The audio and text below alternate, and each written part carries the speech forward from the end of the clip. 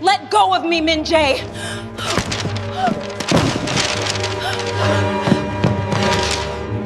The rain fell like it had a grudge against Seoul that night. It hit the floor-to-ceiling windows of the Kang mansion in sharp, relentless sheets, and the sound of it filled every corner of the house like static. Like the world itself was holding its breath, waiting for something to break. Zara Okoye stood at the top of the grand staircase with a manila folder pressed flat against her chest. Her fingers were still. Her face was still. But underneath all of that stillness, something was coming apart.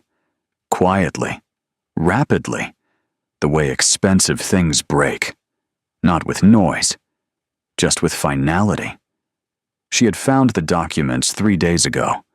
She had spent those 3 days convincing herself she was misreading them, that there was a reasonable explanation, that Min-jae, her husband, the man she had spent 7 years building a life with, could not possibly have done what those papers said he did.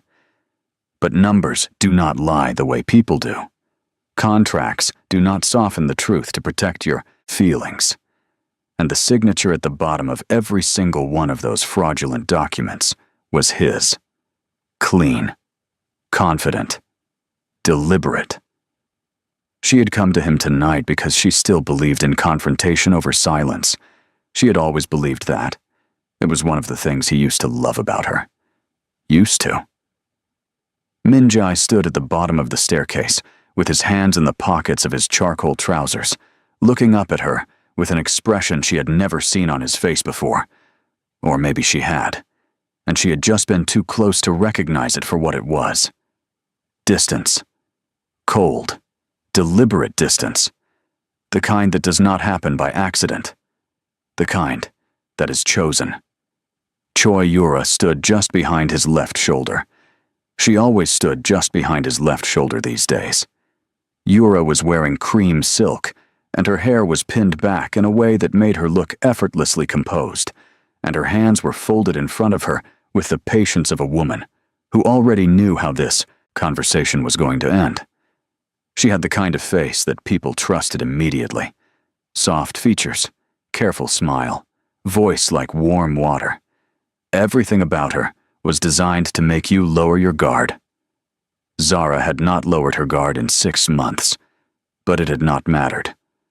Min-jae, Zara's voice came out steadier than she expected.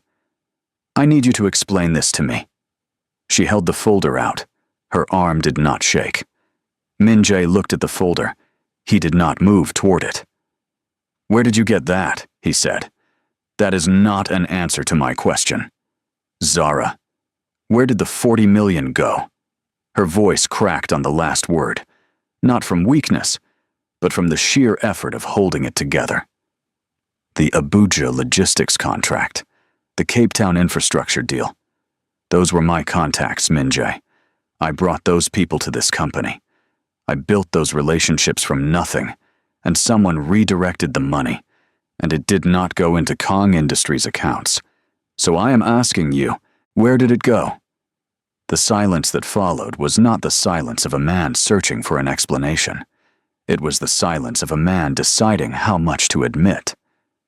You've been going through private files, he said finally. Zara almost laughed. I am your wife, and a shareholder of this company. There are no private files. You should have come to me first. I am standing in front of you right now. Not like this. His voice hardened.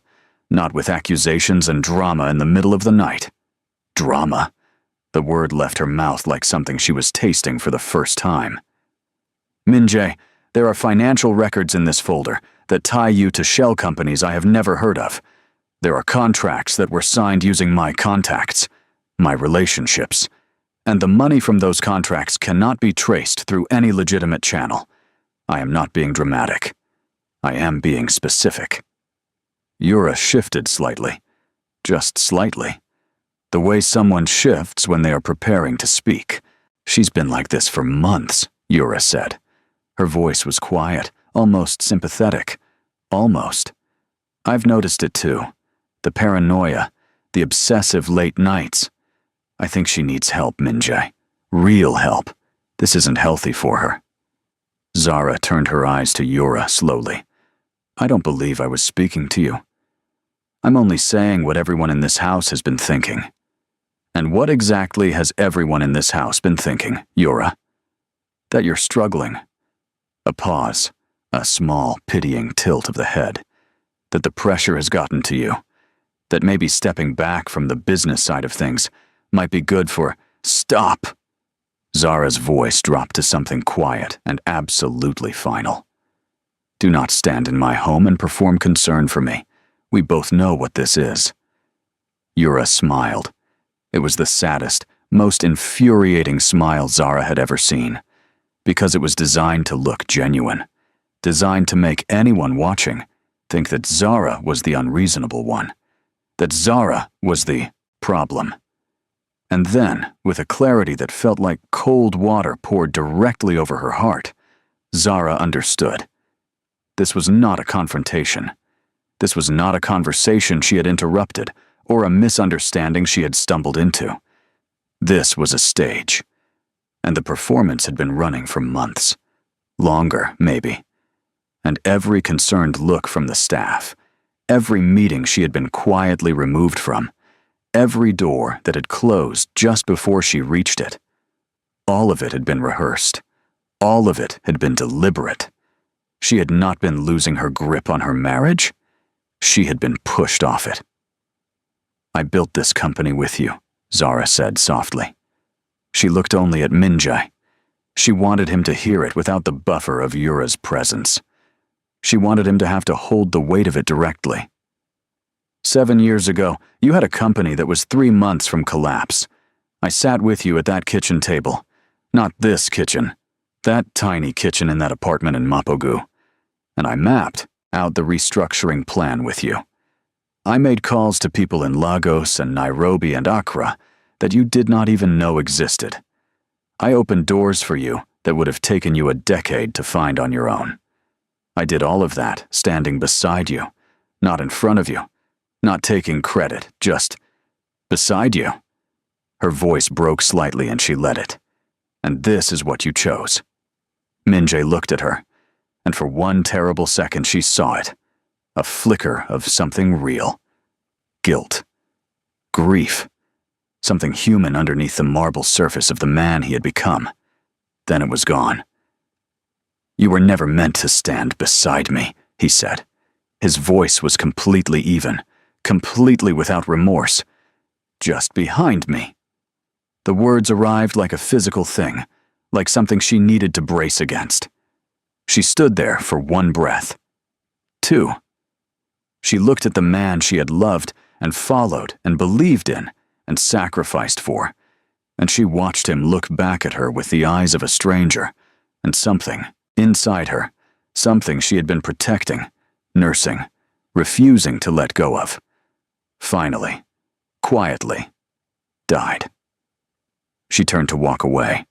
Her hand was on the banister. She was 2 steps from the landing. She was going to leave.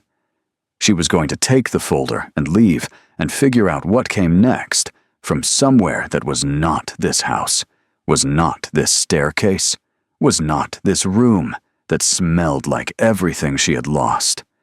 His hand closed around her arm. She stopped. Minjae, you're not leaving with that. His grip tightened around her wrist. His eyes were on the folder. Let go of me. Give me the folder, Zara. Let go. Give me the— She pulled. He tightened. She turned. And whether it was the pull of her body, or the force of his grip, or simply the weight of everything that had led to this single moment, she never knew. She never got the chance to know. He pushed her. It was not a full swing.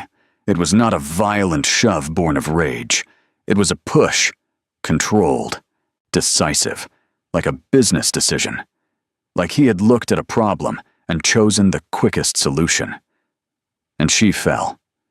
The world turned sideways. The grand staircase, the one she had walked up and down 10,000 times, the one she had decorated herself, the one she had stood at the top of to greet guests and partners and diplomats, became something monstrous.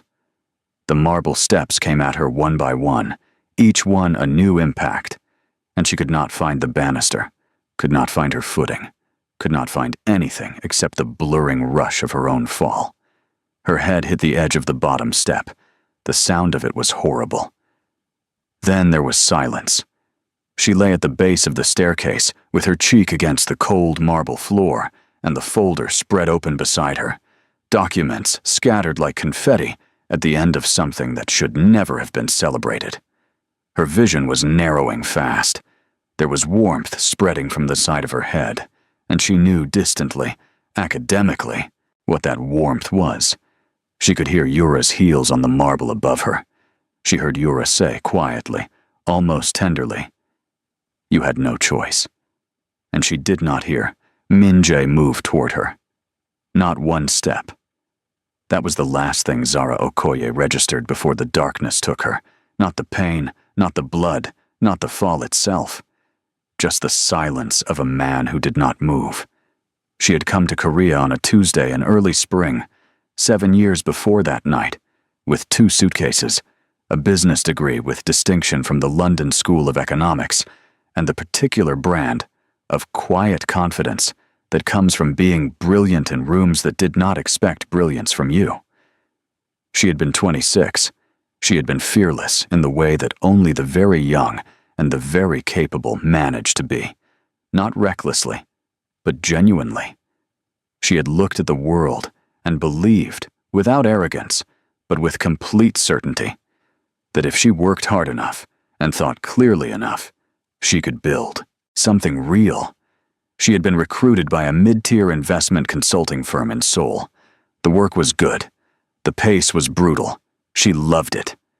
Min-jae Kang had walked into her office, her tiny glass-walled corner office on the 14th floor, on a Wednesday afternoon, with a problem that 3 senior consultants had already declared unfixable. Kang Industries was hemorrhaging. The company had expanded too fast into markets they did not understand, and the supply chain they had built for their Southeast Asian logistics arm was collapsing under its own weight. They had creditors circling, a board that was losing confidence, and a CEO who was 32 years old, brilliant, and absolutely out of ideas. He had sat across from her desk with the kind of exhaustion that goes beyond tired, the exhaustion of someone who has been carrying something too heavy for too long and has just run out of ways to pretend otherwise. She had looked at his numbers for 6 minutes. 6 minutes. And then she had started talking. She told him about emerging logistics corridors in West Africa that were cheaper, faster, and far less saturated than his current routes. She told him about infrastructure deals being negotiated between the Korean government and 3 Nigerian state authorities that would give Korean companies preferential positioning if they moved quickly.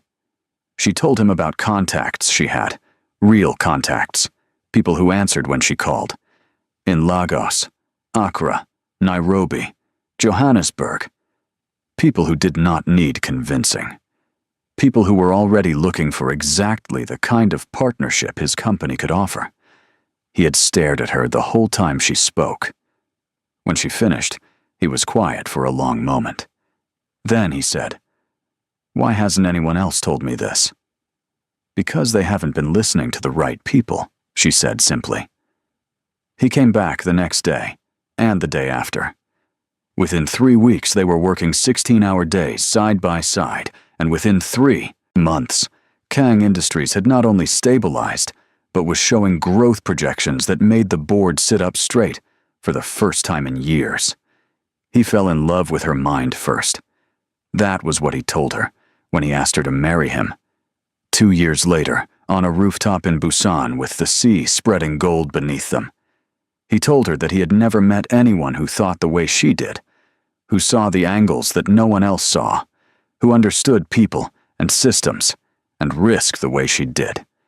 He told her she made him better. He told her he could not imagine building anything without her beside him. She had said yes with her whole heart. Their marriage was a quiet thing at first, not small, but unpretentious. They worked together. They fought about strategy. They made decisions together at the kitchen table the way they always had, over cold coffee and scattered notes. She was not the face of Kong Industries. She had never wanted to be. She was the architecture behind it. The thinking, the planning, the relationships. He was the presentation. She was the foundation. But foundations are invisible by design. And as the years passed, and the company grew, as Min Jae's name started appearing in business magazines and on conference stages, as the parties got bigger and the guest lists got more impressive, Zara noticed something shifting beneath the surface of their partnership. Slowly, incrementally, the way water erodes stone. He stopped asking her opinion before making decisions. He started referring to deals she had built as my Africa strategy. He began surrounding himself with people who reflected his image back at him, louder, shinier, more focused on how things looked than how they worked. And then Yura arrived. Choi Yura had joined Kong Industries as head of external relations 18 months before that rainy night. She was polished in a way that was almost architectural. Everything about her was precise and intentional, from the way she dressed to the way she entered a room to the particular warmth she deployed in conversation that made people feel chosen. She was good at her job. She was also, Zara had understood almost immediately, very good at the other job, the one that was not listed in her contract. It had not happened all at once. That was the thing about slow destruction. It is always the gradualness that makes it so effective, because there is never a single moment you can point to and say, this is when it began. There was just a long series of small things. A meeting Zara was not told about, a decision made without her input, a staff member who stopped making eye contact, a dinner where the conversation shifted whenever she entered it. Doors closing, quietly, one by one. She had noticed. Of course she had noticed. She was not a woman who missed things, but she had stayed silent because she believed. She had believed, with that same wholehearted foolishness with which she had said yes on that rooftop in Busan, that Min Jae would see it, that he would correct it, that the man who had told her she made him better would eventually look up from whatever Yura had redirected his attention to and remember that he had a wife who had given him everything. She had waited. And while she waited, the evidence piled up quietly in the server she had personal access to. And one night, she sat in front of her laptop screen alone, and the numbers told her what the man could not. She had known everything before she walked to that staircase. She had just needed to hear him say it. The nurse's name was Park Soo-yeon. She was 31 years old, and she had been working the night shift at the private hospital on the outskirts of Seoul when they brought Zara in. The official paperwork said the patient was a domestic accident, a fall. The man who accompanied the ambulance was not Min Jae. It was a Kong Industries lawyer who spoke quietly to the attending physician for a long time before the physician nodded and returned to his desk without meeting anyone's eyes. Soo-yeon had been the one assigned to the room.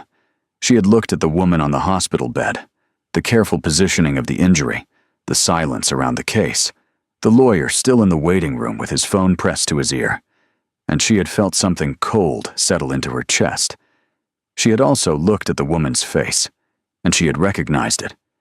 8 years ago, when Soo-yeon was a 23-year-old nursing student with a scholarship that had just been cut and no way to pay her remaining tuition, a woman she barely knew, a consultant who had worked briefly with her father's small shipping company, had wired enough money into her account to cover the rest of her degree. No announcement, no conditions, no expectation of repayment. Just a message that said, "Finish your education. The world needs good nurses." She had never forgotten that woman, and now that woman was lying unconscious in front of her with a head injury and a hospital administration that was being very carefully managed by a lawyer in a designer suit. Soo-yeon made a decision that night that would change the trajectory of 2 lives.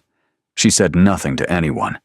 She did not react, did not flag, did not question the instructions she was given.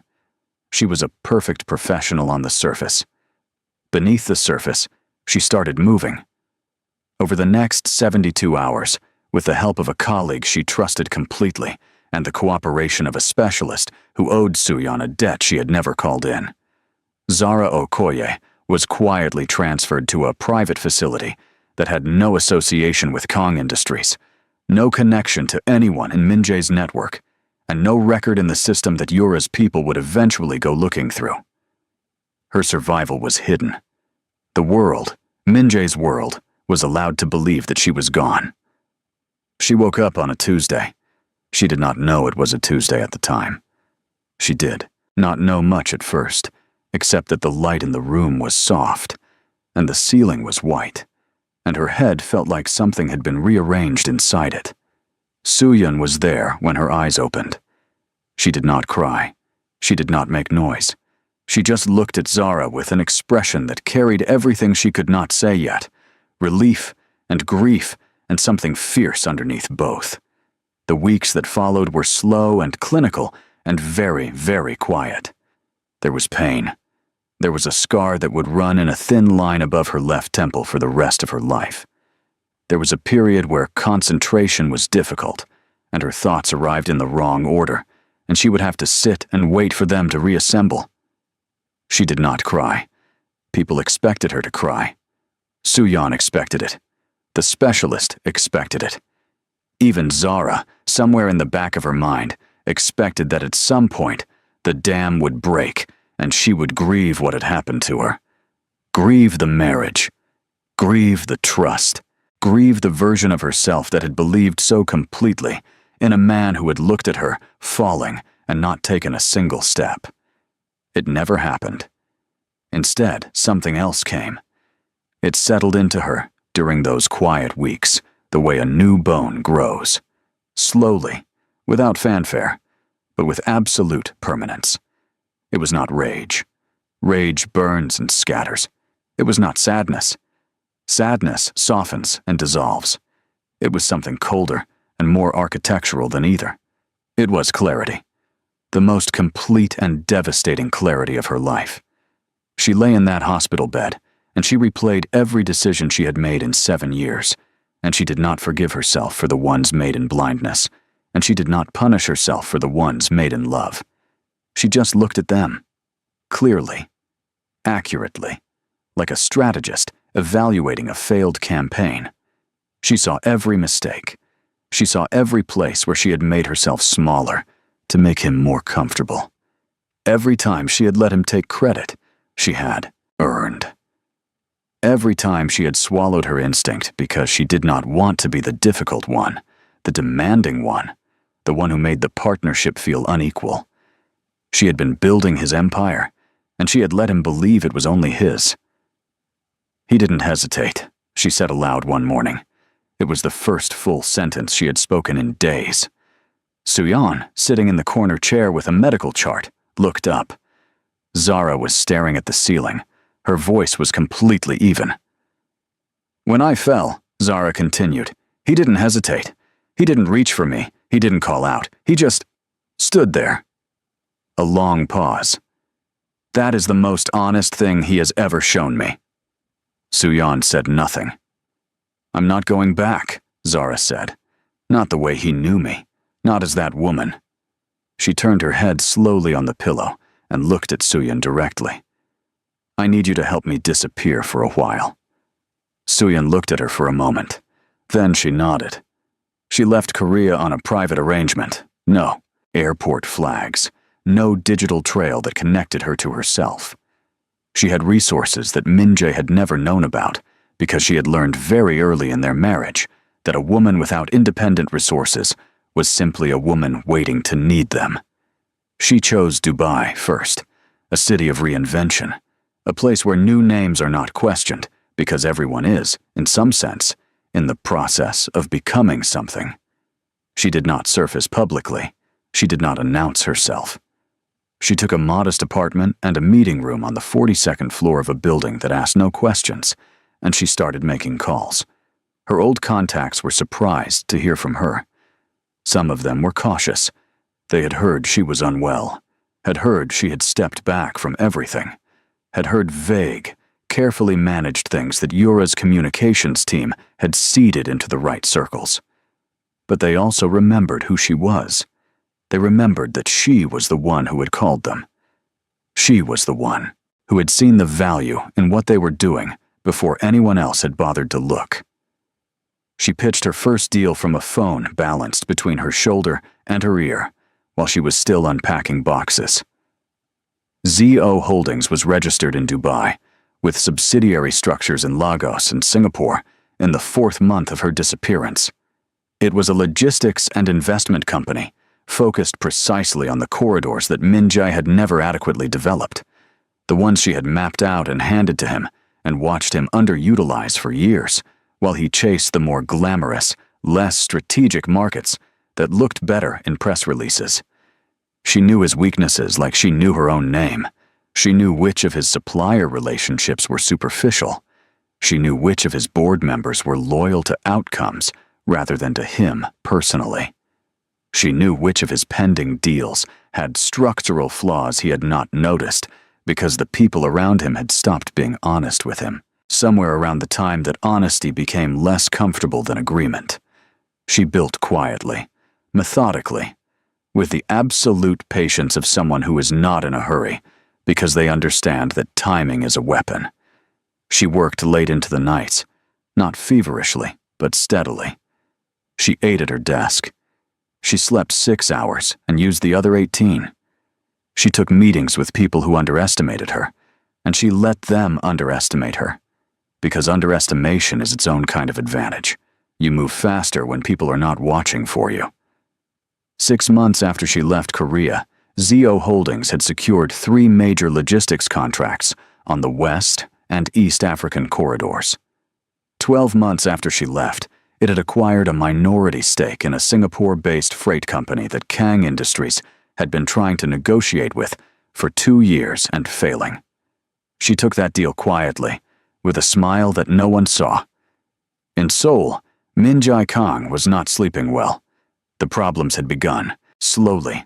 A supplier dispute here, a delayed shipment there, a deal that fell through at the last minute for reasons his team struggled to explain. At first, he had attributed it to market volatility, then to poor execution. He had fired 2 senior managers.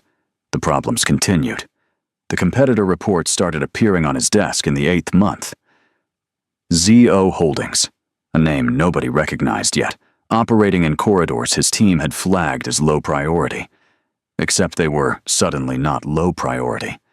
They were winning contracts that Kang Industries had expected to be uncontested. They were forming partnerships with the exact network of contacts that Min-jae had always struggled to penetrate. "Who are they?" he asked his head of strategy during a board review. "We don't know much yet," the man said carefully. "They're structured for opacity, Dubai registered. The founder doesn't appear in public."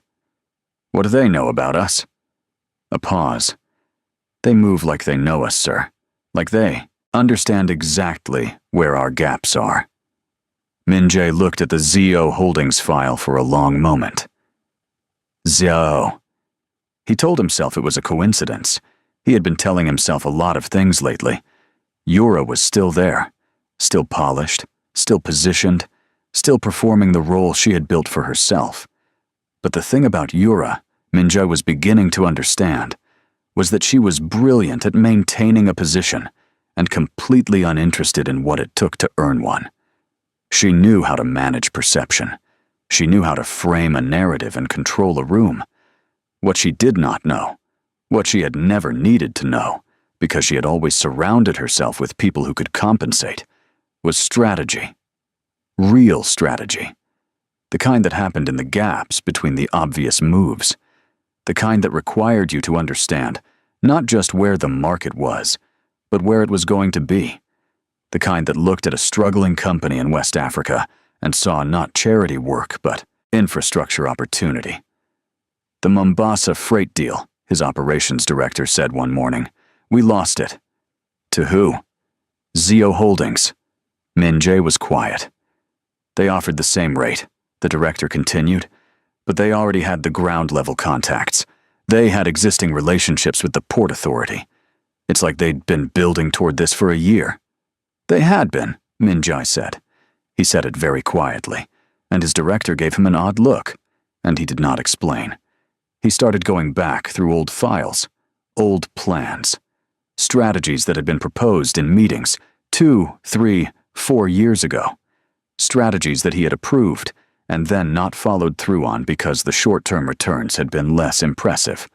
He read through board memos he had skimmed at the time. He kept seeing the same patterns. He kept hearing the same voice in the proposals. Precise, unflashy, focused entirely on the mechanics of a thing rather than its optics. No one else thinks like this, he said to himself one evening, alone in his office with the city lit up beneath him. He picked up his phone and called his head of intelligence, the man whose actual job was to know everything about everyone. I need everything you can find on Zio Holdings, he said. Founder, structure, board, everything. Yes, sir. It may take a few weeks. Take one. It took 10 days. He was standing in front of the window when his phone rang. He listened. He did not say anything for a long time. Then, are you certain? Yes, sir. Send me everything. He read the file 3 times. His hands were not steady by the third read. She was alive. She had been alive this entire time. She had not broken. She had not scattered. She had not disappeared into grief or silence, or the shadows he had assumed, had allowed himself to assume, had perhaps needed to assume, that she would retreat to. She had been building. She had been building something designed with such precision that it felt, looking at it now, less like a company and more like a mirror, held up directly to every weakness, every gap, every poorly considered decision he had made in the years since he had stopped listening to her. He thought about the night on the staircase. He had not let himself think about it clearly in over a year. He had let Yura manage the narrative, the official version, the version that existed in the administrative records, the version that kept his name clean. He had been very good at not thinking about it. He thought about it now. He thought about her face at the top of the stairs. He thought about what she had said, not the accusations, not the evidence, but the thing she had said before all of that.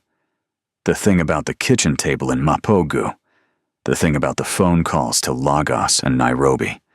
The thing about 7 years. He thought about the moment he had felt her wrist in his grip and made a decision. He closed the file. He poured himself a drink. He did not sleep. That night. The event was a global infrastructure investment summit, held annually in Singapore, attended by everyone who mattered in the world of cross-border development and logistics. It was the kind of room where deals were formed before they were ever formally proposed, where relationships were the real currency, and where the quality of your network was more visible than your net worth.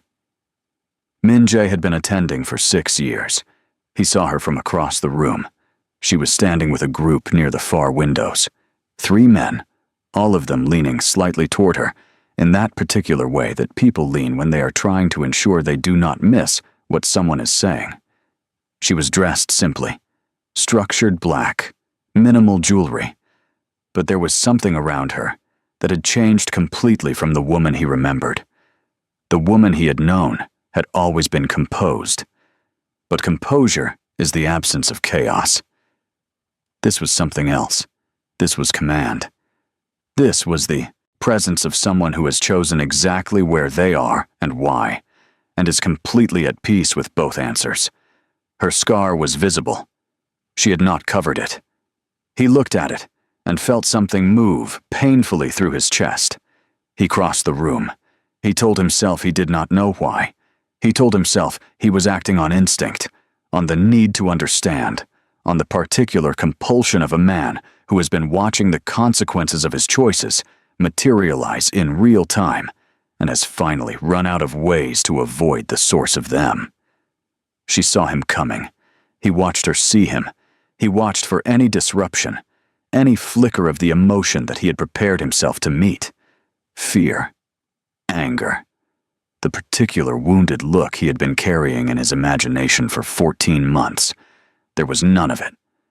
Her expression when she turned to face him was the single most unsettling thing he had ever experienced in a professional or personal context. It was not cold. It was not hostile. It was simply neutral, as though he were a stranger, as though he were someone she had been briefed about before the event and had prepared a standard response for. Zara. Her name left his mouth like something that had been waiting for air. She looked at him for exactly 1 second. Mr. Kang. Her voice was pleasant, completely impersonal. I don't believe we've been formally introduced at this summit. One of the men she had been standing with glanced between them. The air was vibrating with something that everyone in the immediate vicinity could feel and no one could name. You know who I am, Min-jae said. He was aware of how he sounded. He kept his voice low. Of course, she said evenly. Kang Industries. Impressive restructuring story from about 7 years ago. Your Africa corridor work in the earlier years was particularly well executed. A brief pause. A pause that was a weapon. That approach seems to have stalled somewhat recently. One of the men near her made a sound that was almost a laugh and converted it quickly into a cough. Min-jae looked at her. I'd like to speak with you, he said. I have a panel in 20 minutes, she said pleasantly. Privately. I'm not sure that's necessary, Mr. Kang. She picked up her glass from the table beside her. If you'd like to explore a potential business conversation, my team can arrange something through formal channels.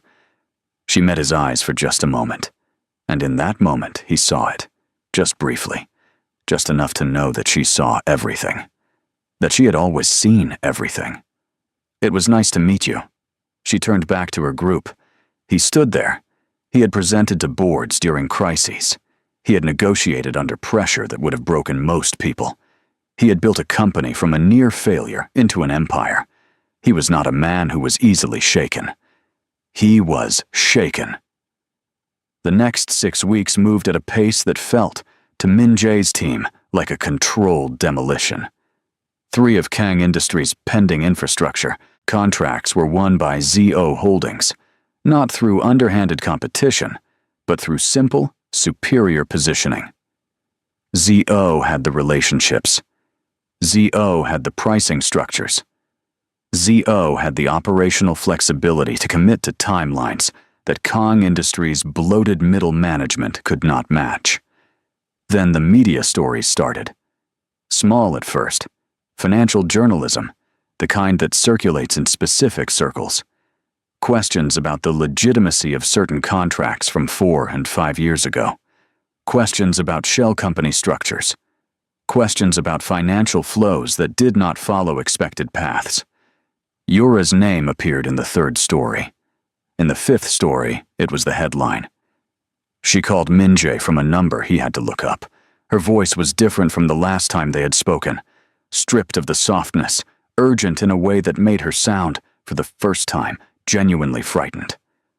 This is her, Yura said. She's the one feeding this to the press. I know, Min-jae said. You need to stop this. You have lawyers. For what? The information is accurate, Yura. A silence. If they trace everything, Yura said carefully, your name is on all of it too. Yes, Min-jae said. It is. He hung up. He sat in his office for a long time. The board called an emergency meeting. The meeting was civil on the surface and catastrophic in content. 3 board members had already been in contact with external counsel. 2 major institutional investors had issued formal inquiries. The company's share price had dropped 14% in 4 trading days. Yura released a statement 2 days later through her personal lawyer, a careful, precisely worded statement that drew clear lines between her decisions and Min-jae's decisions, that used language like, without my full knowledge, and under advisement I now recognize as flawed, and that positioned her as, if not entirely innocent, then certainly the lesser story. She did not call him again after that. He had not expected her to. He had known, somewhere beneath the version of reality he had chosen to inhabit for the last several years, exactly what Yura was. He had known it the same way you know a structural flaw in a building you love. You know it is there, You see the evidence of it, and you choose to believe that it will not be the thing that brings everything down. Right up until it is. His legal team was managing the fallout. His communications team was managing the narrative, or trying to. The story was moving faster than both of them. ZO Holdings acquired a 12% controlling stake in Kang Industries' primary East African freight asset on a Thursday morning, through a series of transactions that were perfectly legal, perfectly timed, and perfectly devastating. Min-jae read the notification from his board chair at 6 in the morning, sitting at the kitchen table in the mansion that had been his, and was now just his, with the rain hitting the windows again. Always the rain, as though Seoul had decided to make a motif of his failures. And he sat with it for a long time before he picked up his phone. He called one number. He did not know if she would answer. She did not. He left a message. He kept it short. He said, "I need 5 minutes. Not for business. Please." She called back 40 minutes later. They met at a private room in a hotel that belonged to neither of their networks, a neutral space, arranged through a mutual contact with the careful structure of a peace negotiation, because that was what it was. She arrived first. She was already seated when he walked in, and she did not stand. He sat across from her. The room was small and very quiet. There was no view, just a table and 2 chairs, and the particular compressed weight of 14 months of consequence. He looked at her for a long moment without speaking. He took in the scar. He took in the way she held herself. Straight, still, completely self-contained. Ufa took in the eyes that had once looked at him with something that had made him feel, on his best days, worthy of it. "I'm not here to negotiate," he said. "I know," she said. "The company. I'm not here to talk about the company either." He was quiet. "Then say what you came to say," she said. She was not unkind. She was simply exact. He had rehearsed this. He had run it in his mind on the drive over, in the elevator, in the hallway. He had planned the words carefully, the way he planned everything, with structure and precision and a clear progression from point to point. When he opened his mouth, none of it came. "I was wrong," he said. Just that. 3 words. He heard them land in the space between them, and he watched her face, and she did not flinch, did not soften, did not give him anything to hold on to. She just waited. Not about the business, not just about that night. He stopped. He tried again. "I was wrong before all of it. I was wrong for a long time, and I dressed it up in ways I could live with, and I let people around me help me dress it up, because it was easier than looking at what I was actually doing." He exhaled slowly. "What I was doing to you." She was very still. "You built things," he said, "that I took credit for. You saw things that I dismissed. You tried to tell me who Yura was, and I chose not to hear it, because hearing it would have meant admitting that I had already chosen her version of me over who I actually was." He paused. "The man who used to sit at that kitchen table with you. The one you believed in before he had anything worth believing in." Something moved across her face, just briefly. Just a shadow of something she wasn't going to let become more than a shadow. "Min-jae," she began, "come back." The words came out before he could contain them. They were not strategic. They were not calculated. They were just real and raw, and he hated how naked they made him feel, and he said them anyway. "I know. I have no right to ask. I know what I did. I know what it cost you.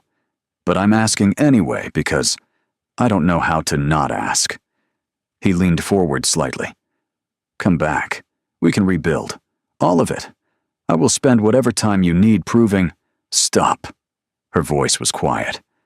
He stopped. She looked at him. Really looked at him. Not at what he had become. Not at what he had done. But at him. The thing underneath all of the damage.